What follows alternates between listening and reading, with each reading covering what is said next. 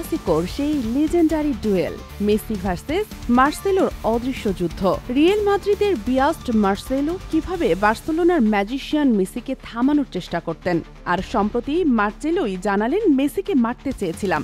এক দশক আগের কথা, রিয়ালের মার্সেলো ভার্সেস বার্সার মেসি। প্রতি ম্যাচেই আগুনের স্পার্ক। মার্সেলো ছিলেন দ্য ওয়াল, কিন্তু মেসির কাছে সেই প্রাচীরও ভেঙে যেত।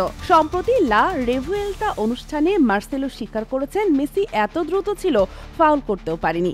এক ম্যাচে মেসি তাকে এতবার কাটিয়েছেন যে মার্সেলো বলেছেন, আমাকে বোকা বানিয়েছে সে। কিন্তু এই রিভালরির মাঝেই ছিল পরম শ্রদ্ধা। মার্সেলো বলেছেন, মেসি অবিশ্বাস্য, ওর মতো ফুটবলার জন্মায় না। তবে রিয়ালের হয়ে 546 ম্যাচ খেলা এই স্টার কি ক্রিস্টিয়ানো রোনালদো ভার্সেস মেসি বিতর্কে নামলেন? মেসি এখন মায়ামিতে, রোনালদো সৌদিতে, কিন্তু তাদের লিগেসি আজও টাটকা। মার্সেলো বলেন, রোনালদো মনে করে সে সেরা। মেসি গোল করলে রোনালদো 3 গোল চাইতো। এই প্রতিযোগিতা কিভাবে রিয়াল বার্সেলোনাকে সুপার চার্জ রাখত। মার্সেলো অবসর নিলেন, কিন্তু এল ক্লাসিকো থামেনি। আজকের নতুন তারকারা কি মেসি রোনালদোর মতো লেজেন্ডারি রিভালরি তৈরি করতে পারবে, নাকি এই জুটি ইতিহাসের সেরা হয়ে থাকবে? Sheikh Masuma, daily our Bangladesh.